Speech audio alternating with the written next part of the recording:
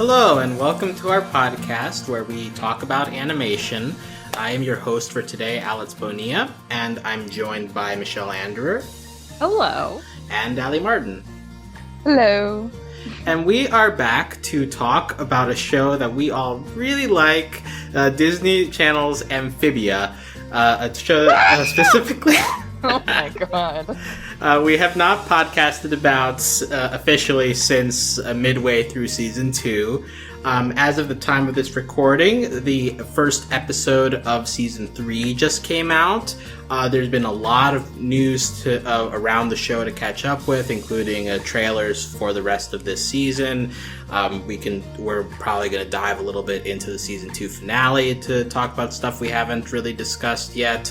So there's a lot of ground to pick up for a show that we all really enjoy. To give this a little bit of structure, we are going to begin focusing on the premiere itself before branching out into the rest of the show that we want to get into. So season 3 premiere, The New Normal, it just premiered.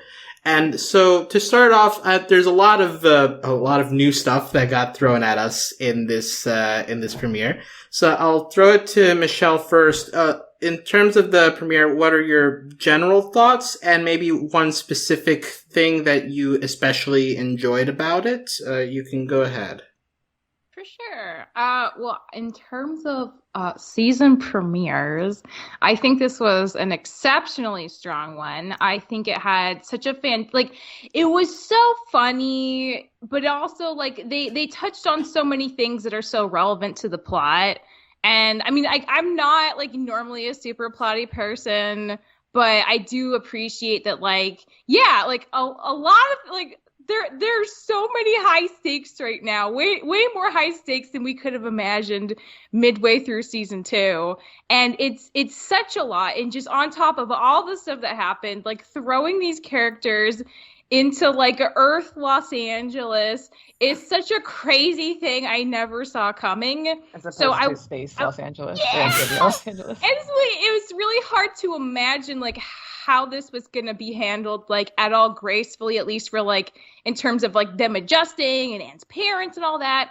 So I was really curious what the show is going to do, and I think it's been a really nice balance. I did appreciate that her parents they had pretty reasonable reactions. I mean, it was a lot to take in. I was kind of shocked that they adjusted to just the plantars being giant talking anthropomorphic frogs, but honestly kudos to them for being such cool chill parents. But they did spend a lot of time with when the quarantine lockdown stuff happened, which was also amazing. Oh my God. They showed the parents being kind of clingy, and especially Anne's mom. She was just always around Anne and kind of crowding her space. And it's so reasonable and understandable that would happen after they lost their daughter for 5 months. And I really like that they're reasonably chill, but they still have human responses to this kind of situation that are believable, and you really feel for them because oh my god, what a nightmare to have your kid just gone, and then to come back with this crazy story that you have to believe in because there are frog people right there in your living room. So obviously it's not a joke, but oh man, I had so much fun. This was so funny. It was just such a joy to be back in this world. I think a lot of fans are feeling that right now. It's just this is such a nice place to be in, and I hope we have it for a long time. Well, we've got it for at least one more season. Just got to stretch it out as much as we can. But yeah, definitely a lot of adjustments that we need to make to the status quo here, and they get through a lot in this episode. Ali, what are your general thoughts about the new normal, and if there's any one thing specifically that you especially enjoyed about it? Well, general thoughts are that I feel I'm obviously happy that the show is back, but you guys were saying, we want to have it for a long time, and it feels like the hiatus ended a little too soon because I want to bask in what season 2 was, and yeah. stretch out season 3 for as long as possible. But like Michelle said, it was a great time. And in contrast to what you said, Michelle, I'm a very plot heavy person instead of like Ooh, quote okay, unquote good. filler, even though no episode is really filler, especially with this show. So it was cool to see like the quote unquote plot in the back, like looming over like the silliness that was like also intertwined like with one another. I really love Anne's parents. We'll get into them, but they're both amazing for lots of reasons. I don't know if they had like I'd want to say the reactions were reasonable because the like you can't really deny when something's right in front of you, but I feel like I would still be like, this isn't real. It's a hallucination. Frog Yeah. people don't exist. So they're just like the chillest people. Like we love to see it. We love to see how they can see Anne's grown, that like as we've seen her grown in the show.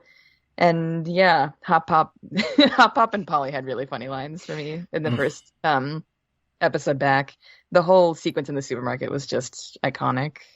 And it's great. I'm glad to be back, but I don't want it to end this soon.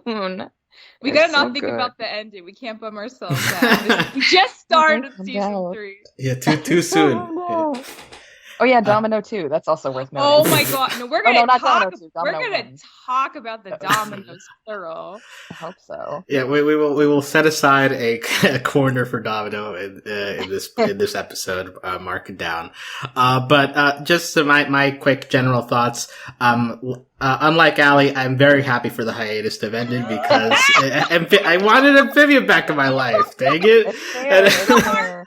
The hard couple of years, I feel that so much. Yeah, I've already had to deal with year-long hiatuses in other shows, so this was a very nice nice feeling to have these my frog buddies back in my life. And you both of you have alluded to the plot stuff, and I agree that they do a good job of threading through what was left in the season 2 finale. But honestly, the part that I enjoyed the most about this is getting to just see the relationship dynamic between Anne and the Planters again, like their found family, and now how it has to juxtapose with the existing Anne family, and like setting the seeds for how that whole reaction between the two sides is gonna go this season. I am really happy that we're finally gonna, like, because obviously we knew, like, Anne had to go back to her family at some point in this show. So, like, to finally have it in front of us and, like, be able to see, like, side by side, like, them recognizing the changes that Anne has gone through and, like, figuring out what their dynamic is with Hop Pop and Sprig and Polly. Like, the stuff that we got in this first episode was already very fun, and also, like, it gives hints for, like, more emotional moments later on in the season. So, I was just very happy to, dive right into that from very quickly into this episode, to the point where we're like, we're gonna ease them into it, and then it's just like, nah, we're just gonna throw the frogs right away in this episode. There's not gonna be a stretch where you're gonna be frogless in this episode. So yeah, there a lot of stuff in the new normal that we need to hit on. I suppose we could touch on the plot stuff, since both of you were very hyped about that. So basically, in terms of the connection to the overall plot, we have this robot that King Andreas has sent to hunt down Anne, and in here we have the return of Anne's blue powers, which we obviously got a very nice display of in the season 2 finale for the first time. But here we get a little bit more details into how it works, or at least a little bit more context about it. Allie, how did you feel about that section, or what was there something that especially stood out to you in terms of that part of the plot details that we got in this episode? I just, at the same time, I want to know everything, but at the same time, I like getting little tidbits of like how the powers work, or like where I mean, we obviously don't know like anything about where they came from other than the gem, but I really like that it's like she's trying not to use them because it's like hard on her. And I've seen people on Twitter talk about Sonic the Hedgehog, because that's definitely, I'm pretty sure Matt got inspiration from that, because he likes that universe and that like whatever happens with Sonic when he goes like Super Saiyan. I actually don't really know the term because I'm not the biggest Sonic fan, but I do. Yeah, like I Sonic. think that you're missing a Dragon Ball references in there, but it's all the same. It's all the same trope, I think. It is. It is. I really enjoyed, I mean, it's kind of not really related to Ant's powers, but like her fight with the frog, the robot frog. I don't know what we're We calling can't it. call it Frobo because Frobo's the sweet boy frog. Yeah. But that We can call name's him taken. Fro because it's the opposite. Is Fro Like, it Fro? implies Super Fro. Super Frobo maybe? I don't Like, know. I want to call him Long Boy, but only his arms are long, so I don't know if that fits. Oh. I like his powers, and at the end, spoilers, I like that like he was repairing himself. I was wondering how they were gonna like That's smart. wrap that up. Yeah, I mean, I like what is like how Ant's powers are being developed. I'm really curious to see how Marcy and Sasha's powers, if they have any, come into this, or just the connection to Gem, because like there have been murals in season 2 where it like showed them with weapons, and I think someone like theorized that like, oh, it only shows Anne's hair like being crazy, so maybe she's the only one who has powers. And I don't know, I wanna see how everything connects to each other. But it's good. That scene when Anne does use her powers and everybody else is a block of ice, it's pretty funny. Yeah, I think that is a good example of Amphibia's strength of like making a serious action sequence, but still sprinkling in jokes like that, like the ice cubes launching. I lost my mind when they showed them frozen because their faces were great, but then when they were like trying to shuffle around and do something, and like the music kind of swells, and then like it cuts to them like barely nudging him. Yeah, they didn't do anything. It was so good.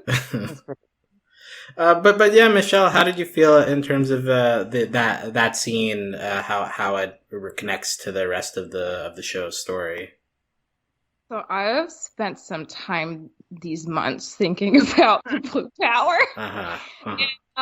Okay, You need to play a Sonic video game now. Okay, it's like required at this point. Okay. Hang on though, because this Yeah, well, let's get her untainted thoughts first. Yeah, so I should, I guess, How dare you? I should preface by saying like I'm like a very niche person. There are like a handful of things I really like, and then everything else I like I just don't have time for. I did not grow up on most anime or video games, so I'm so sorry, Amphibia crew, but all the Sonic stuff is lost on me. But I think I know what's going on anyway, and I'm gonna explain it using common sense because I'm good at common sense. Wow. So this is what I initially, in True Colors, I assumed that, Anne's powers were connected to, like, kind of like Steven, right? Like, connected to her emotions. Maybe, like, it's like the power of love thing. Because, like, when it happens the first time, she's going through this thought montage of, like, Sprig and all these nice moments with Sprig. And it's like, oh, it's like her connection to Sprig because she loves him because they're best friends. And then, watching this first episode of season 3, I realized that it's the exact opposite of that. I think that Anne's powers come from anger. And the reason I think that is because, like, on, like, a logical level, I think, something like love or affection, like, those are happy emotions. I think those give you energy. I think they feel good. They don't make you tired. But, like, anger is a very negative energy. I think anger is, like, one of those things that does exhaust you. So the fact that she says, like, using them makes her feel bad, and the fact that she passes out every time she uses them, I think that's a sign that it is like negatively draining her of her energy because it is fueled by a negative emotion, not a positive one. So based on that, I'm assuming that's the problem, that it's like a double-edged sword. You can use this fantastic amount of power, but it's going to like drain you to your core eventually because the only way to tap into it is to feed on negative emotions. And the negative emotions are very like they're not going to help you long term, and they're just going to like make you really exhausted basically. So that is my new working theory, and I'm very curious to see how this unfolds because I feel like we're going to see her, use her powers more than just this once in the season. So I wonder if they're going to double down on that or not. Like there's a chance that I'm wrong, but I feel relatively confident in this just based on how it logically makes sense. Okay.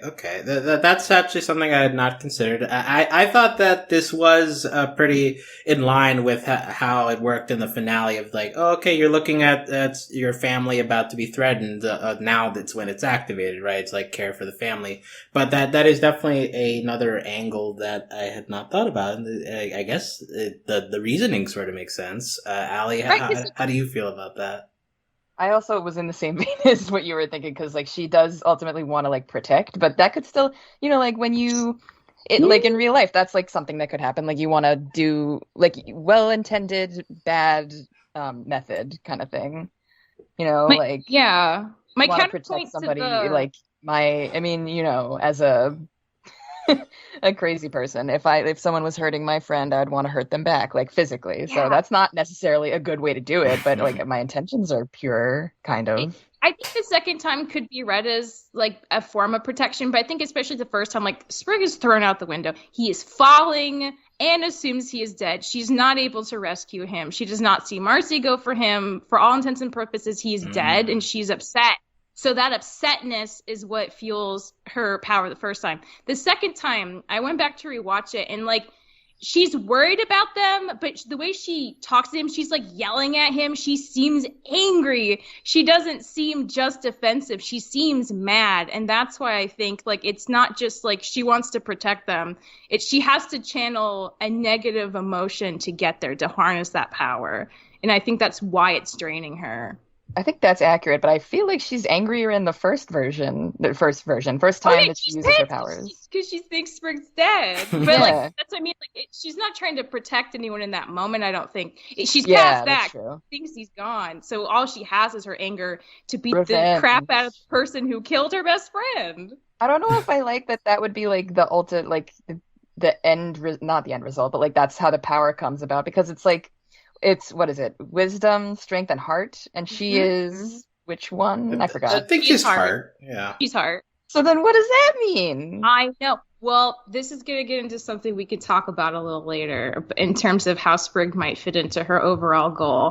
But yeah, I know I thought a lot of things. But I think there could be multiple things going on here. And it could be a case where maybe the power is initially set up to harness a negative emotion like anger to fuel it, but maybe a separate emotion, like maybe friendship is more powerful than that. And that's the only way to supersede it so it doesn't drain you, I'm a little confused, but I've got the spirit. Yeah, we'll see. Yeah, one other thing related to like theories around this while we're on the topic, I also don't follow Sonic that much, but like the general big fan. Yeah, the general impression I got around people who were talking about that was that like Sonic, when he gets in that like special mode, he kind of loses track of who's on his side, and so like sometimes he even like goes against people who are it's like, so he just like kind of like loses control at some point. So like I'm a little afraid hearing that of like at some point, right? Yeah. We're gonna attack Sprig and Hop Puff as when she's consumed. I just need confirmation that Anne has actually played Sonic the Hedgehog at some point, or Sonic the Hedgehog. Anything with like just more Sonic jokes. Yeah, well, I feel like we'll get it. Yeah, now that she's in the human world, I feel like anything's possible. And does this make Marcy Tails and Sasha Knuckles? That's Sasha Knuckles definitely. Absolutely. I don't know what any of this has to be Tails. Yeah, Tails is kind of like airheaded too, and he very good with mechanical stuff. He's also the nerdy wisdom person. Yeah. The mechanic. Yes, we can make this work. We're gonna make Sonic Sonas for everybody. Oh God. Is Tails also a hedgehog? No, he's a fox, kind of. He has two tails. Okay. And he flies. Miles. We should just make this a Sonic podcast. Let's not do that. Sorry. No! If you're interested in us becoming a Sonic podcast, please leave a comment below. You do Sonic anime. That's a thing that exists. It's insane. We'll go back into Sonic Ets to see what inspired Amphibia. Yeah, so We'll come back to the plot stuff later on when we talk a little bit about what we're hoping for in the future. But in this premiere, another big piece is obviously the introduction of Anne's family again. We got Anne's mom, Anne's dad. We got Domino. So Michelle, of the new additions to the cast, who are you especially hyped for coming out of this first episode? I mean, I really wanted to see Domino. I was a little shocked how Domino took to the family, because when we saw the intro for season 3, Domino seemed to like want to attack the frogs and eat them. But now it just seems like they're fine. Like Polly's riding Domino around like a little horse around the kitchen. Like that, it's amazing. They've integrated so well. So I guess all is well. For Don, I squeezed so much though when Domino greeted Anne at the door, and like I had to wonder, like, where are the cat sounds from? Is it from some kind of stock cat sound, or is it someone's real cat that they like offered? I thought it was confirmed that it was a real cat.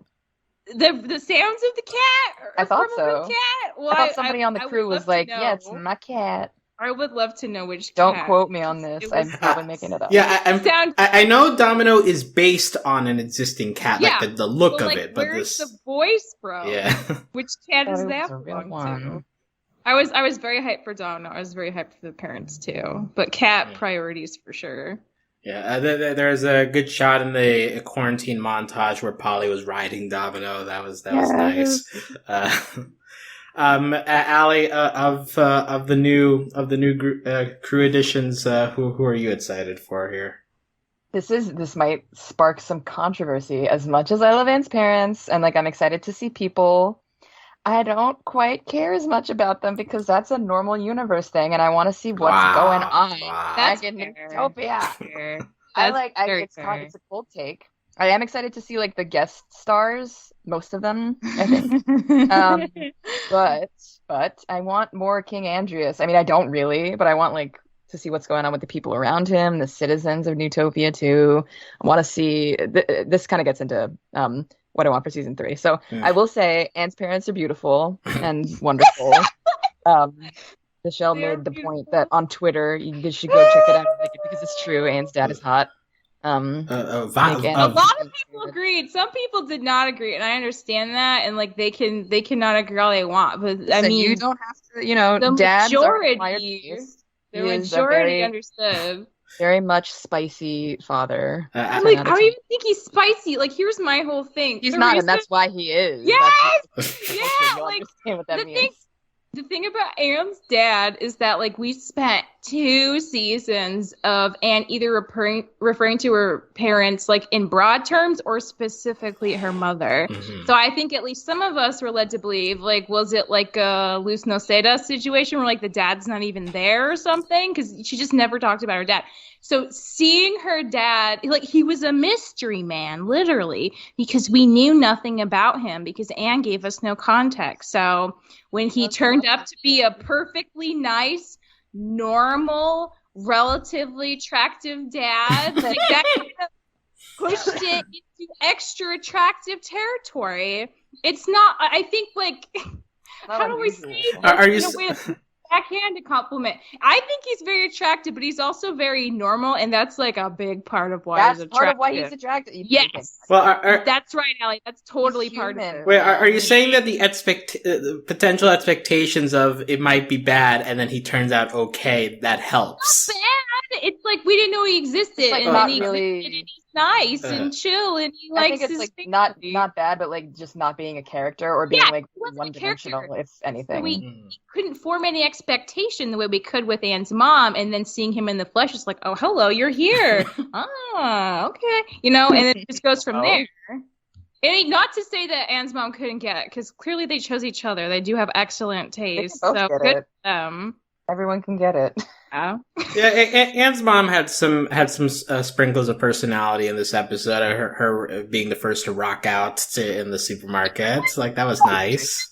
And when she heard about Anne like mixing bugs with their meals, her traditional meal, she's like, "Oh, was it good?" Like that was her question. Like she's actually really chill. It's amazing.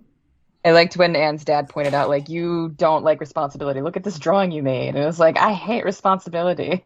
You know what though? The first thought I had when I saw that was like, wow, as a 6-year-old, Anne had very good handwriting. I was more like, as a 6-year-old, she knew what she was about. That's like a really cute picture.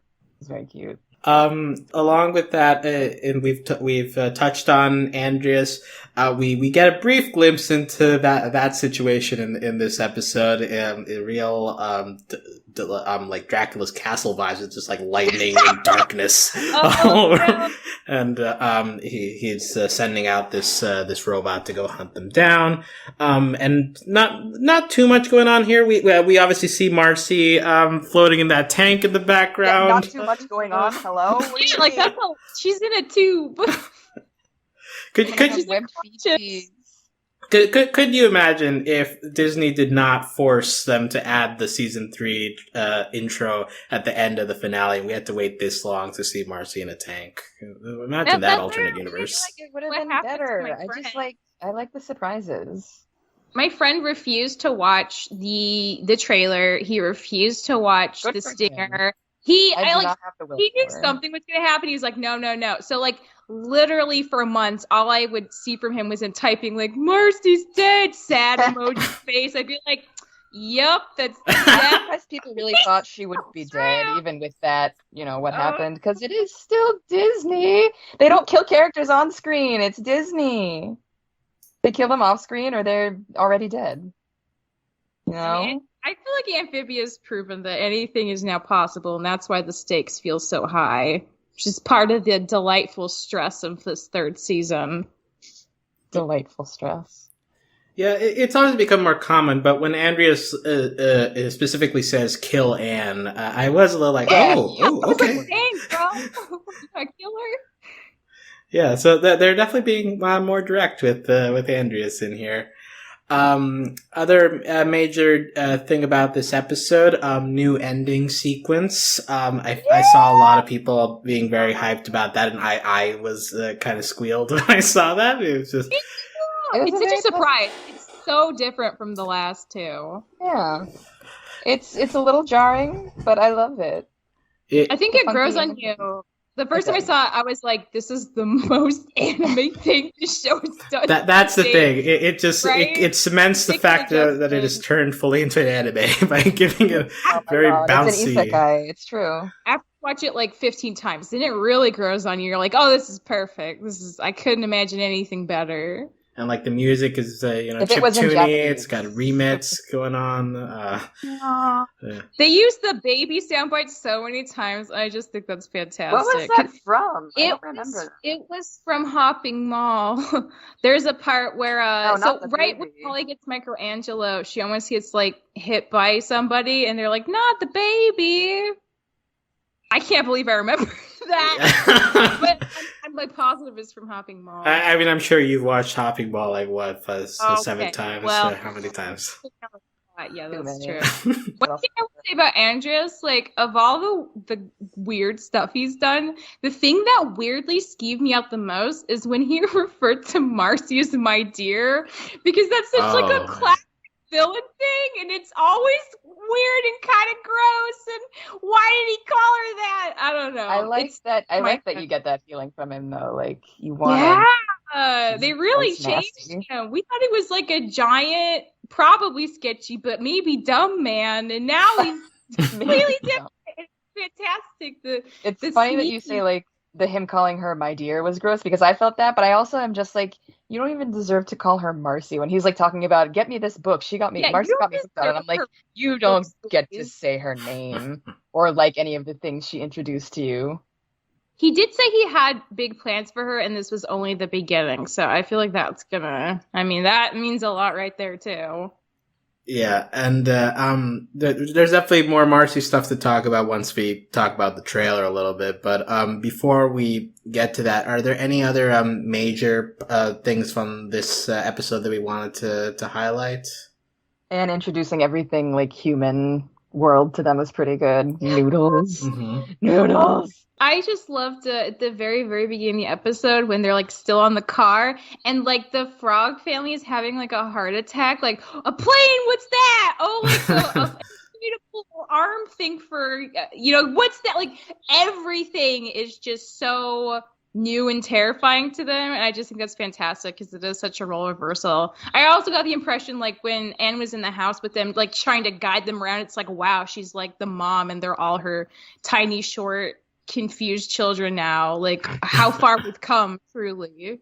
Yeah, that was all very sweet. It's sweet. Also, like in the supermarket where she has to like pull them off whenever they're like drifting away. Or buy a lotto ticket. Like, oh my god, Polly had such a good line. A good riff on like what everything's a robot in this universe, including the cashier. That was nice. Also, just she was like, not everything's a robot, but and yes, he points it is. to another robot. She's like, yeah, okay. Yeah. Fine, Anne. Literally everything is a robot. And also, just it was nice to see like we're doing a supermarket scene, but it's very pointedly an Asian market. Like there's the existence of a noodle shop inside. We got durians.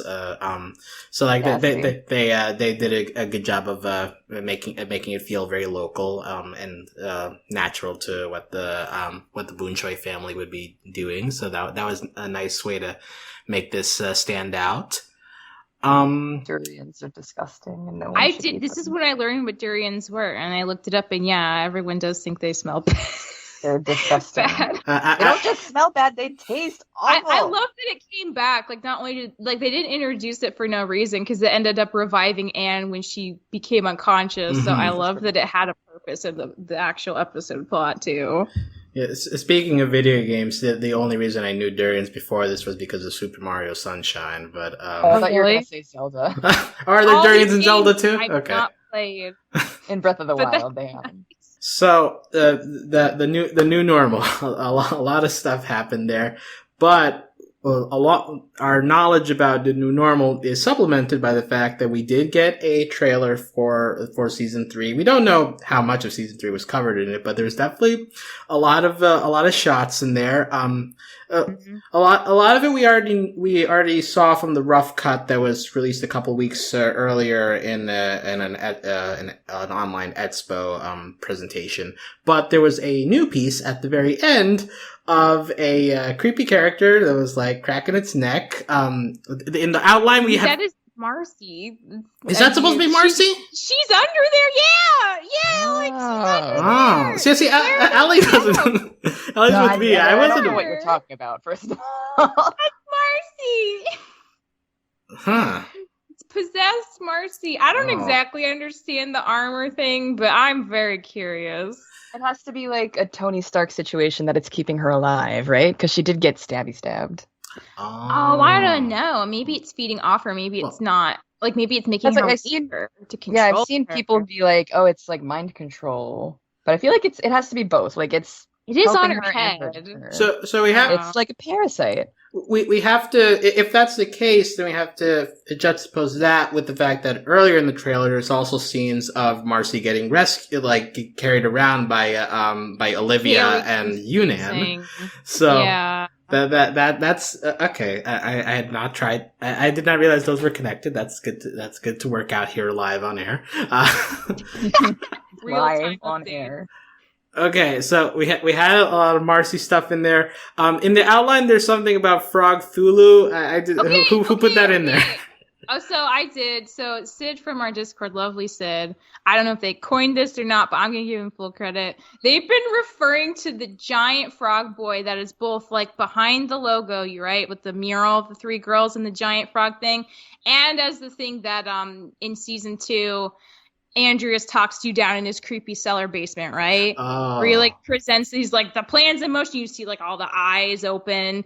That is Frog Thulu. That is part of the prophecy with the 3 girls. We don't exactly know.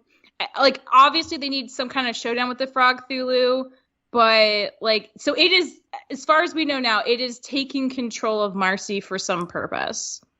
Okay, yeah, because that thing that she's wearing also has like a lot of eyes. Those are the eyes, yeah. So it's the same big frog boy. Okay. Yeah, they're all the same. Yeah, so we'll find. I guess that trailer is indicating we will finally get some information about that because up to now it's only been like at the end of episode like 5 seconds of it, and it's like, oh, that was weird. Yeah, I don't know, Allie, if you have thought about Frog Thulu at all. What the F? Those are my thoughts. Like, I haven't seen any theories about it or like There's very little anything information about it we know. really. There's very little information, but I also I'm not like as aware of the goings on in the amphibia theory community or like I guess crack theory because we don't know anything. Mhm. I guess I could see it be like controlling Marcy because of the eyes on her in was that the trailer or a sneak peek? Yeah, That's yeah. the end of the trailer. I could totally see that happening. I'm just like, what is she? What Where did was she it come for? from? Is it an alien? Is it a certain type of frog? Is it like the world's overlord? I need to know these things. That's the question. It seems to imply it's like thousands and thousands of years old. It also implies that Andreas is no longer, if he ever was, the ultimate big bad, right? Because he he serves it. He Mhm. answers this thing. So he is serving like it's weird because on the one hand, Andreas seems to have his personal lineage goal of wanting to conquer Earth, just like his, forefathers or whatever. But then there's the Frog Thulu who also wants something. And are those things separate or in alignment with each other? And is there a way we're gonna like somehow be sympathetic to King Andreas because this Frog Thulu has been spouting all kinds of stuff, messing with his mind for centuries, maybe. I mean, Andreas lost his friends. He had friends at one point. He doesn't anymore. Something happened. And was Frog Thulu involved or was it all King Andreas? I feel like that's a little bit in play, too.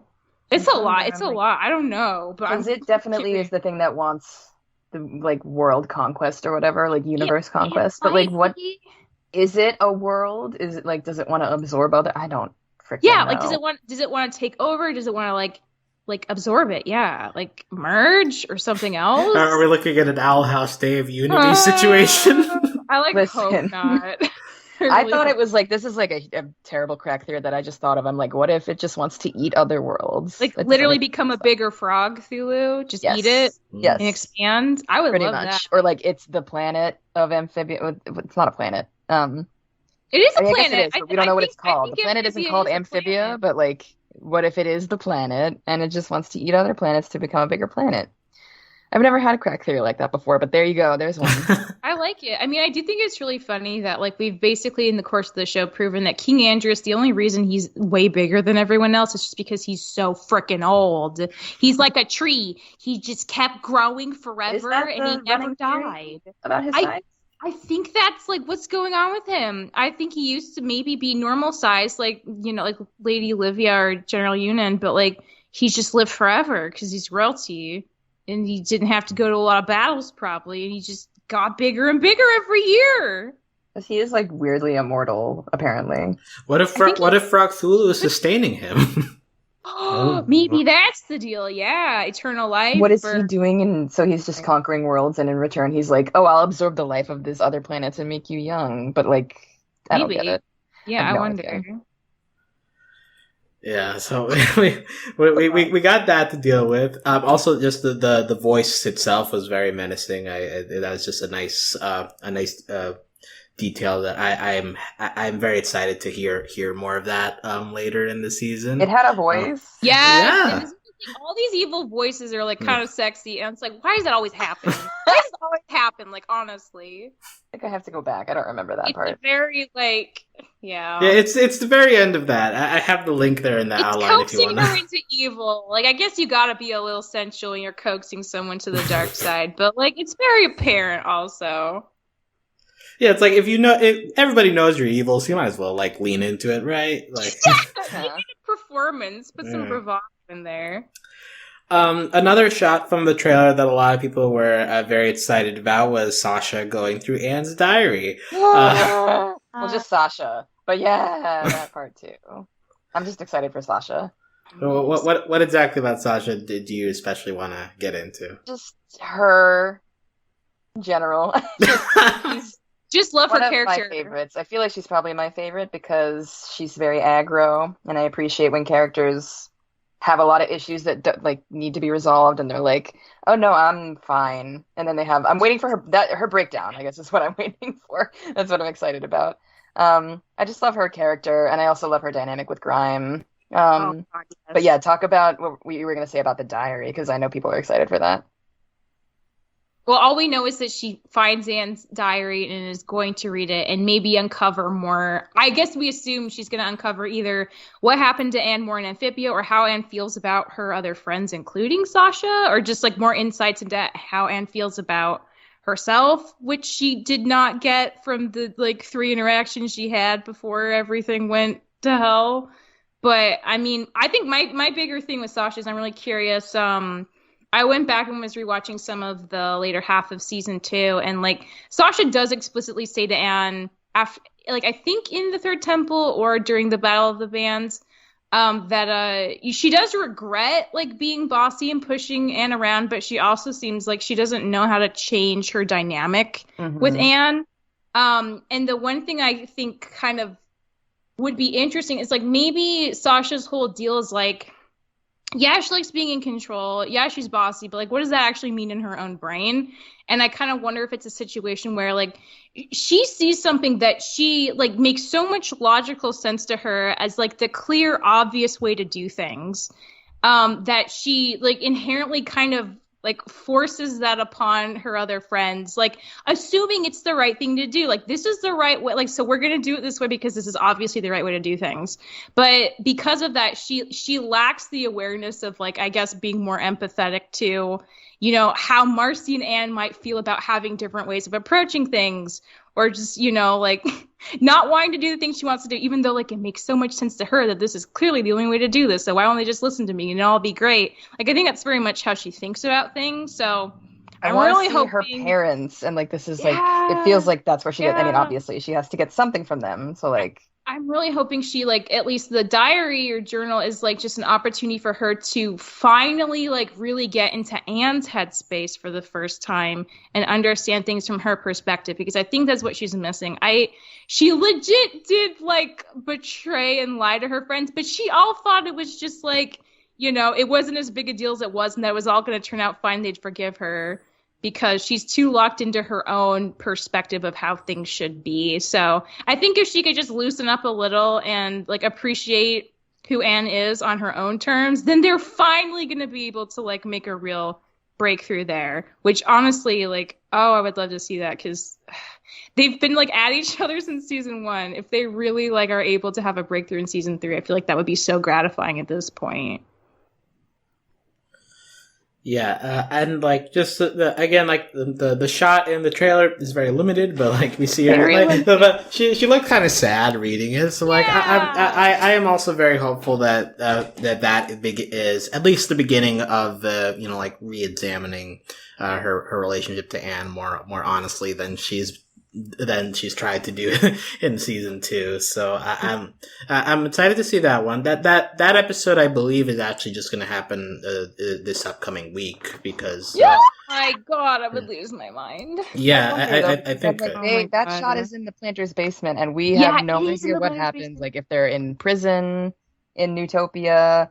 I don't think so. I think there's a thing. When we saw Andrews's castle floating, I think he's just all up in the clouds doing his own thing. I don't think he's attempted to conquer anyone else in Amphibia. He's just solely I don't think he's on Earth right now. Anybody else, but at the end of season 2, the last thing we saw of Graham and Sasha was them just getting whacked by his tail, and we don't know what happened to anybody. I guess like, we have to assume they escaped. Anybody. I'm like, I feel like maybe if like they were able to escape, I don't see him going to like rush after them either, because he's like, I have bigger fish to fry. Yeah, exactly. But I want to know where they've gone so they can start the rebellion. Well, it makes sense. Like, we'll go. Yeah, we'll go to Anne's place, see if they have any information that we could use to take down Andreas or something. Any good books in Hop Pop's room? Yeah. A textbook in Hop Pop's room. They're gonna read Bessie's driving manual, because somebody needs to be taking care of Bessie and Michelangelo. Oh my God, I'm so upset about that. Nothing in the trailer with Bessie. How could they play with our hearts like that? Well, would you be content, Michelle, if Sasha took over taking care of Bessie? Oh my God, yes, because maybe Bessie would be like a real hardball with her, because it's like, you betrayed everyone. What if Brian took care of her? God, that would be so cute. No, I would love all of that so much. I hope it happens. I want to see more Bessie. Either one of them having their hearts melted by Bessie would be. Or would be Michelangelo. I feel like Michelangelo is such a secret. Oh, yeah. Grime and Just Michelangelo. look at him and you lose your mind. He's so cute. I just really want Grime. Just in general? Or with the snails? No, just in general. But thinking about him with Michelangelo is the best. Oh my god! I think Michelangelo can melt Grimes to putty for real. Okay. Yeah. One other detail I wanted to point out from this trailer is that there's a lot of Anne and the Frogs running away from humans. At one point, there's a shot of people in FBI uniforms, and so obviously in the new normal, right? Anne brings up like I can't show them. Popo. Anne is anti-Popo. Yeah. This is an anarchist. Yeah. and she brings up like they'll be like probed and stuff. So it's interesting that the trailer already just straight up confirms like this is gonna be a thing this season. We're just gonna have to like in addition to having to avoid robot scent from the amphibian realm, we also have to deal with these like nosy human government people. So I'm interested to see how they juggle that because the obviously.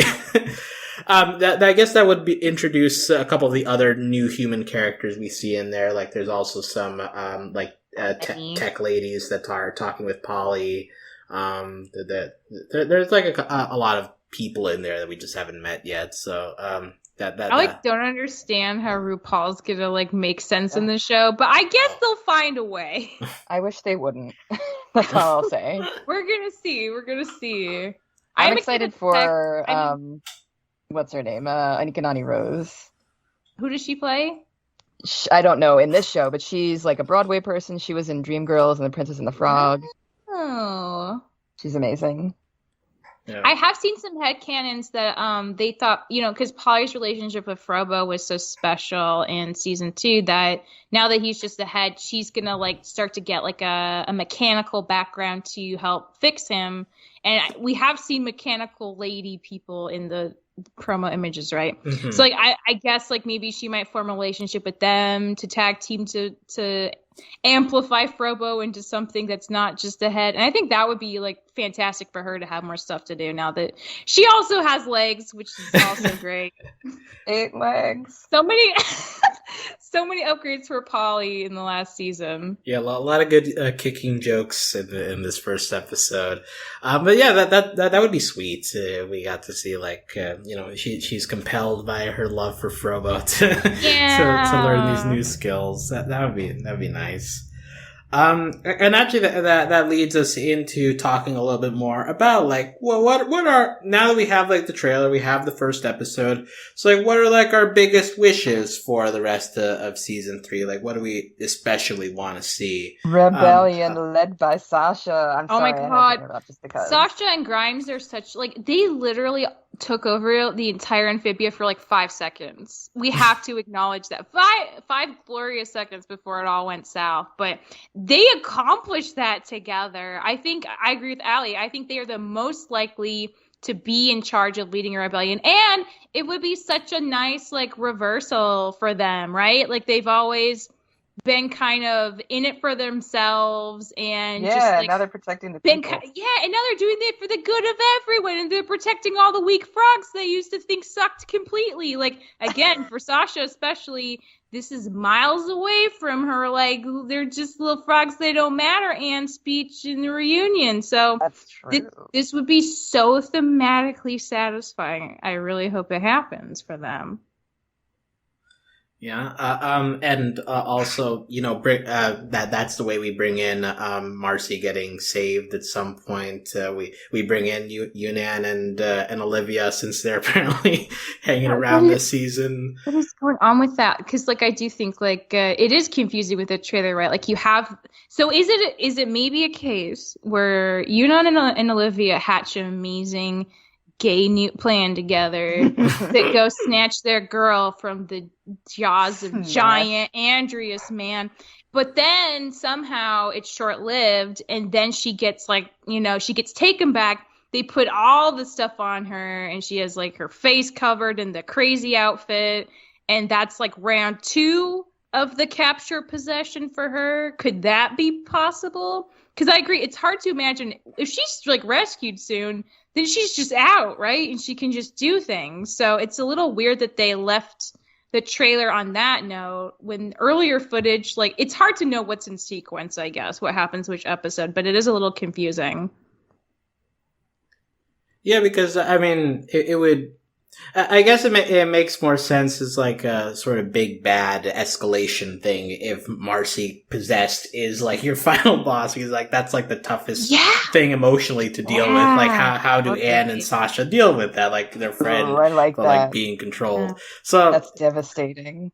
Yeah, so if that's the sequence, I guess that would work more emotionally. It would hurt a lot more anyway. I love pain. Let us hurt.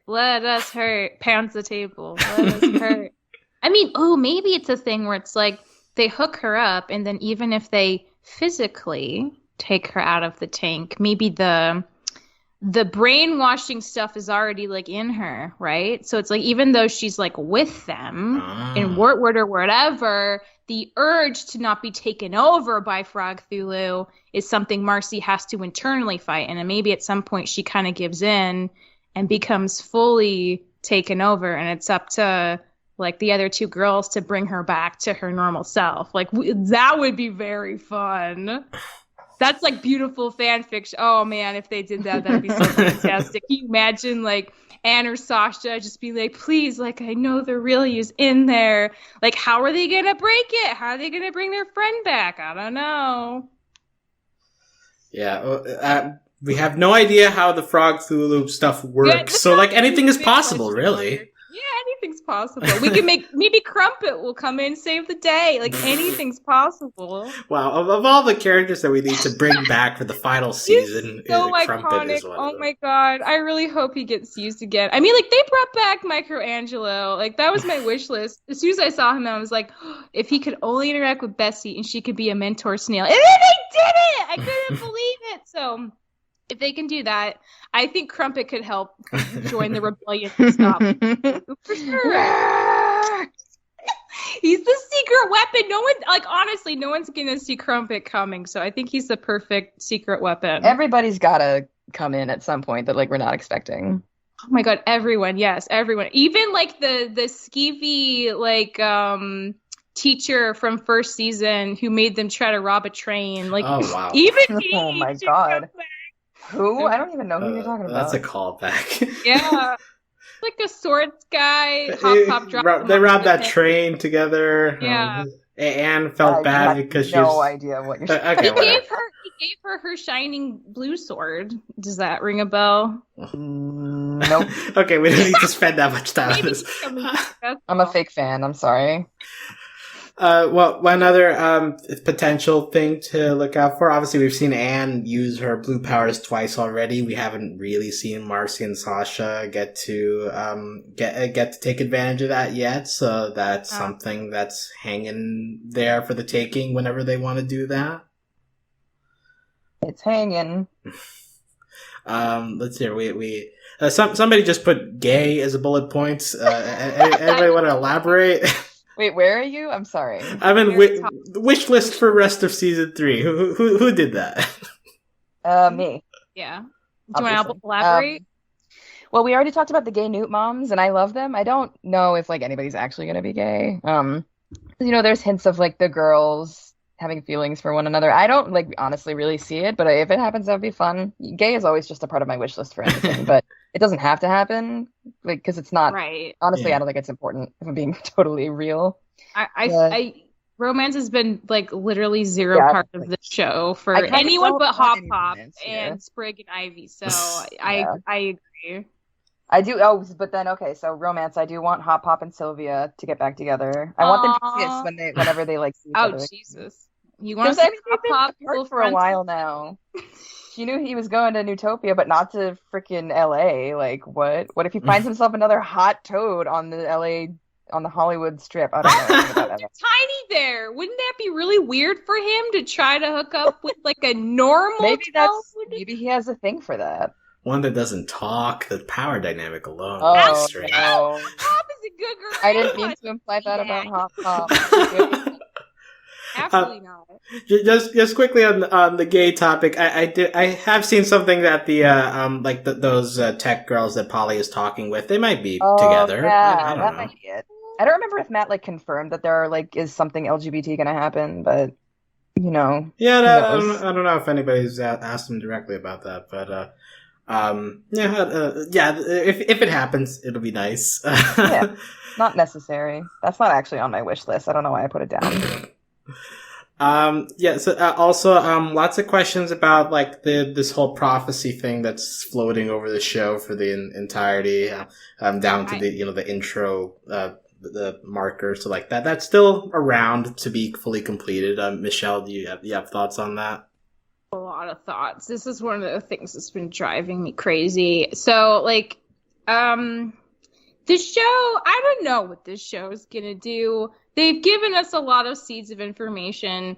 One thing I'm trying to reconcile is like Marcy's relationship with as like a trio in the prophecy with Sasha and Marcy, because like they are childhood friends.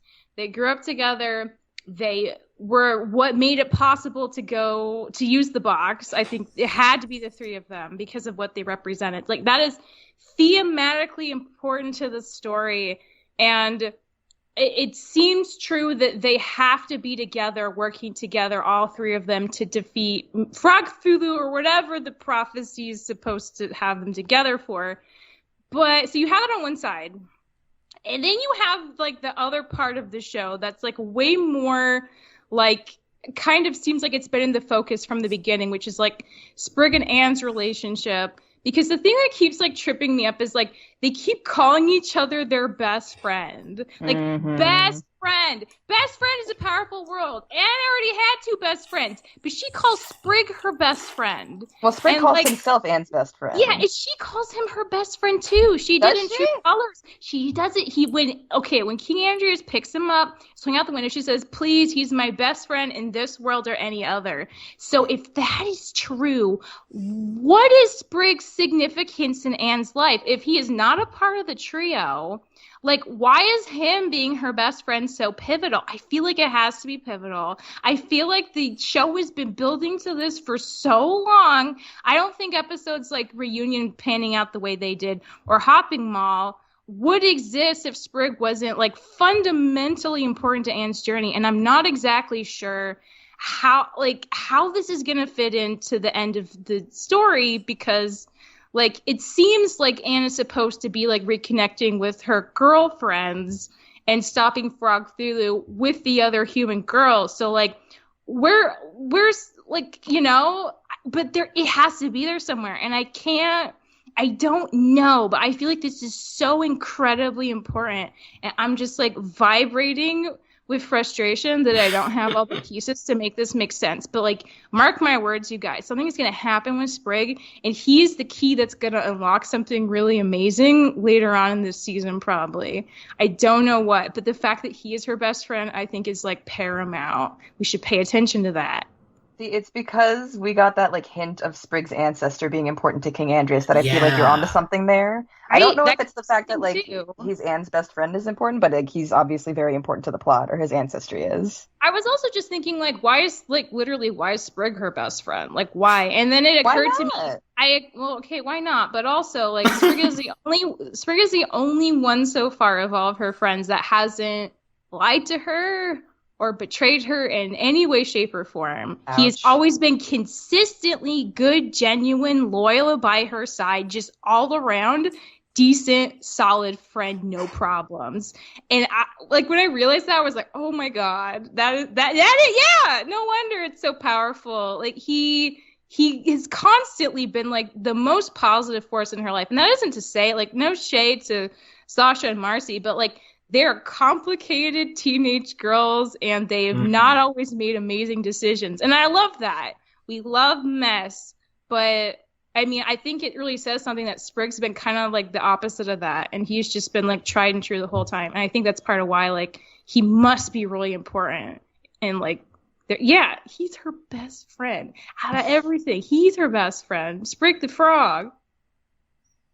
Well, that's like a part of the show that I especially vibe with. Just the idea that like Anne has gotten mature over the course of the show, and like the part of the way you do that is having a support system you can rely on. And Sprig has been that pretty much every step of the way, like to the point where you have episodes like Hopping Mall where they're finally able to like really be open with each other in a way that who knows if she's ever been that way with Sasha and Marcy. We're not totally sure. Like you don't know. Yeah. So like seeing that develop over the course of the show has been very sweet. And yeah, like it does, I guess, put into relief, like, you can have very different kinds of friendships. You can all be friends still, but like exactly. Yeah, it's just like it comes in very different flavors. I'm not.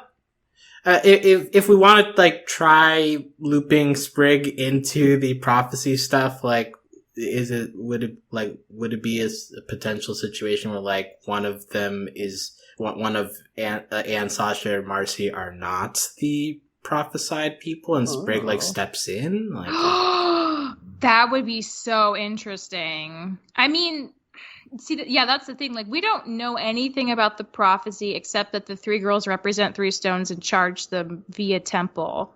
But maybe there's more to it than that. I would love for Sprig to be some kind of wild card. I 100% believe he is incredibly significant to Anne in the story somehow, but I'm not quite sure. If he does end up being part of the prophecy, that'd be so rewarding, right? Because he's been there every step of the way. Like, if he got to be a bigger piece of that at the end, I feel like that would feel very right, at least to me.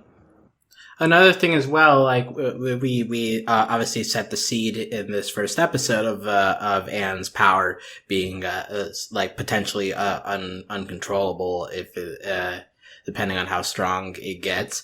What if like the Sprig, the connection that he's gotten with Anne that's like what grounds her when she needs it or something? Yeah, something like that could also come into play.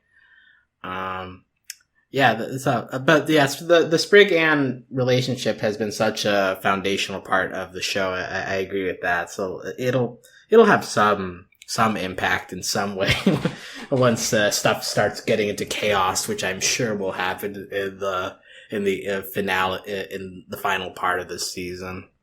They do keep also saying Spran against the world. I mean, I just feel like the evidence is piling up. I wish I knew where it was going.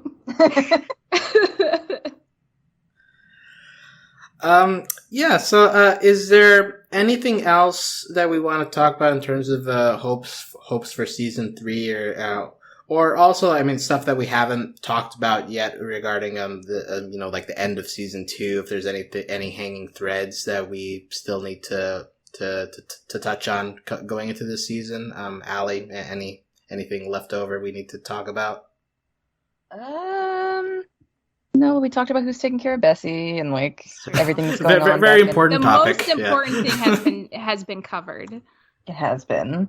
I want to know about like everything that's going on back in Utopia and Amphibia, like we talked about before. The ancestry stuff, like Sprig's importance is we just talked about it, so I can't think of anything else that I'm really harping on, at least.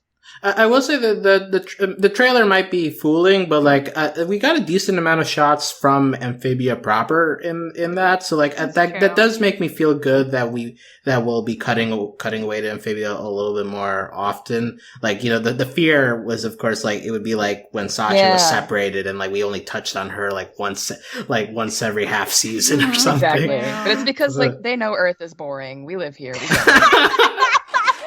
Don't want to spend every day in the minutia of like downtown LA, Alley. Absolutely not. I've never been, and I hope I do get the chance to, but I know how crazy it is and how also boring it is compared to like magical frog times. Magical frog times.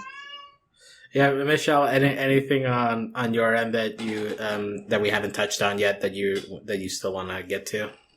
Oh Jesus. I'll succinctly wrap up. I think the most two important things. So I do think one thing we're probably in relation to season 2, obviously, like we get Marcy's like more full context backstory, right? So like family's moving, very upset about it, lies to her friends to get the music box, doesn't think it'll work, but then it does work, and she's having like the best like RPG IRL experience ever. And she gets unfortunately stabbed in the back, literally.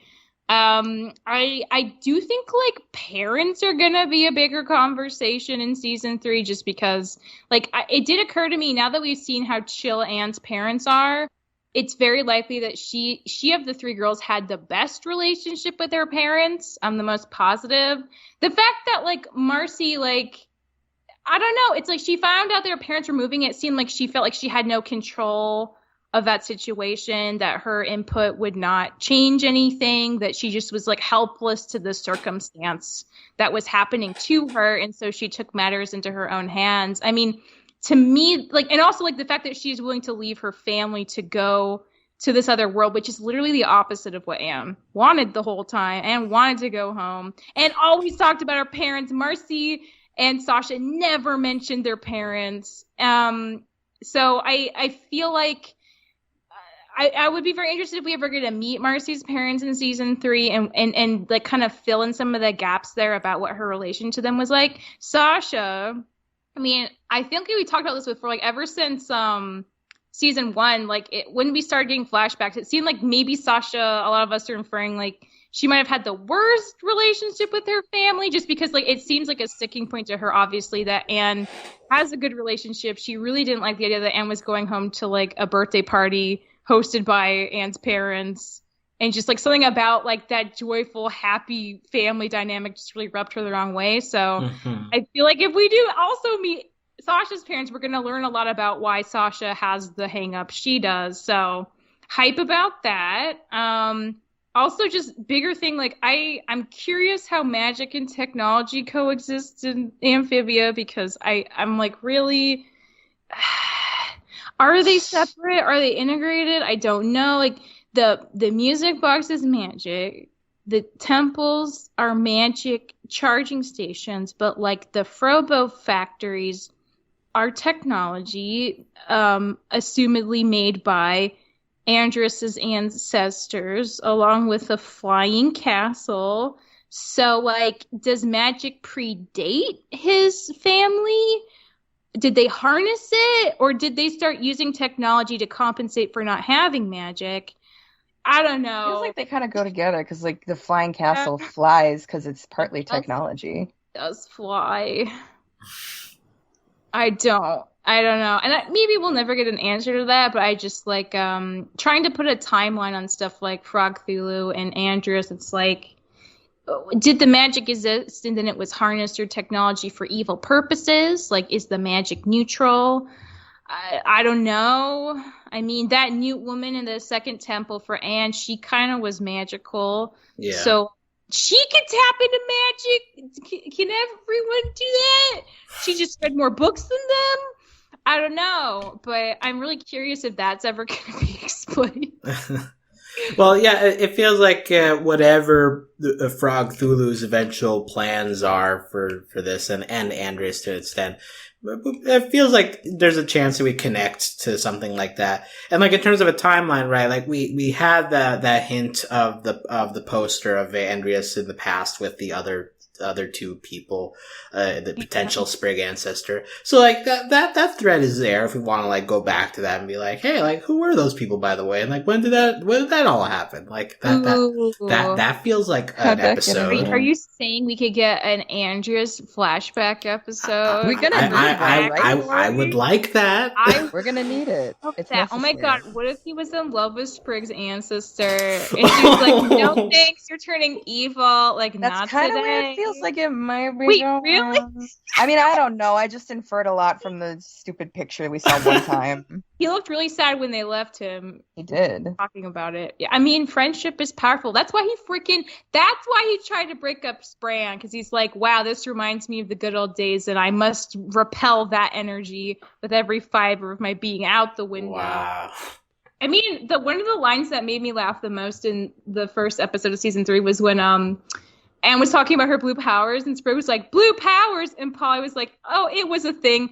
I freaking lost it, because then I remembered, oh yeah, Sprig doesn't know about the blue powers because he was falling out the window. Yeah. All that. Oh my god. It's like so sad, but so funny. Sprig. Also, just briefly with like the seeing Sasha's and Marcy's parents, I do wonder if we're gonna do the thing where Anne has to go to their families to be like, hey, they're gone. That's the thing. They have to know, like, from Anne's parents that she's back, right? They might talk to each other, or if she like has to go back to school or anything, they're gonna be like, hello, where are our daughters? That's gonna be stressful. I think I don't know how they're gonna make that funny. That might just be bad. Hey girl, so story time. Out of curiosity, just like when you two were watching True Colors, like when the Super Saiyan part happened, like what was your gut reaction? Whoa. What? It was basically like, what? Well, yeah, I was just impressed with how pretty it all was, more than anything. Oh my god, the music just put it on like a whole other level. Oh, big deal. I was like so shocked. Yeah, I was shocked that they brought the theme back. Like I was in like a weird numb state, like when the Sprig montage was happening. I was just like, how did they? Because like the music is solemn enough that it's like, yeah, maybe this is like, maybe he is dead right now. But then like you go straight from that into like this entire new power that never was an option in the show before. And it's just so much. Like, it was really exciting, but I feel like honestly, like I had to watch it again to really like process it, because my brain kind of shut down from overload of things at that point. Oh yeah, True Colors was very chaotic, and so like if that was season 2, imagine like the series finale, like how much stuff they're gonna try stuffing into that. It has to be in like more than one part, right? Because it's too much. So. Yeah. Because the season 2 finale was it did kind of feel like a 2-parter. It was a double-length episode, I think. There were 2 parts of that story. There was like the Sasha Grimes takeover, and then the sneaky reveal of Marcy and Andreas for the second half. And I'll just say, that episode did so much for Sasha's character, like complete 180. I love how seamlessly she was just on their side as soon as she realized the common enemy was a way bigger threat. Like, no questions asked. Like, that was so. And I also feel like the sword fight scene between her and Anna on like the top of the like, I feel like that got overshadowed by all the stuff that happened in the second half of the episode. But that was like, it was so well like animated and choreographed, and the fact I've seen people talk about how like Sasha specifically, like, she wasn't aiming to physically really hurt Anne. She was mostly doing like defensive maneuvers to try to talk to her about King Andreas, and Anne was just having none of it. And I really appreciate that too. It shows like her restraint, because she does still view Anne as a friend, even though Anne said they weren't friends anymore, which also is like, oh, it's just good. There's a lot of stuff going on, but I feel like it's coming together in a very like gratifying way for their characters. Yeah. So, we got a lot of stuff to look forward to for Amphibia season Almost 3. Too much. So sad. Yeah, a lot of ground we need to cover. As far as at the time of this recording, we are aware of episodes going through weekly through October, to each weekend. We'll see how long the faucet of content is turned on. Before they give us like the mid-season break or something. But suspense. Yeah, we'll enjoy as much of Amphibia as we get during this time. But if you enjoyed this kind of discussion and want to hear more of it during as the season progresses, feel free to let us know in the comments wherever you're listening to us, or tweet at us as well. I'm sure we'll be able to find it. I know we're all trolling the Amphibia tags from time to time. Absolutely. But yeah, thank you, Michelle. Thank you, Allie, for diving deep into Amphibia. Now we're finally all caught up. We've had this all bottled up for a while. Great feeling to be caught up. Oh my god! And now we can just take in the new episodes and see what new theories come up, or what proves things that we thought. Like we found now we're in that stage. But yeah, thank you so much to anybody who's listened to this, and feel free to let us know your thoughts. Until next time, we'll see you later. Goodbye. Bye. Bye.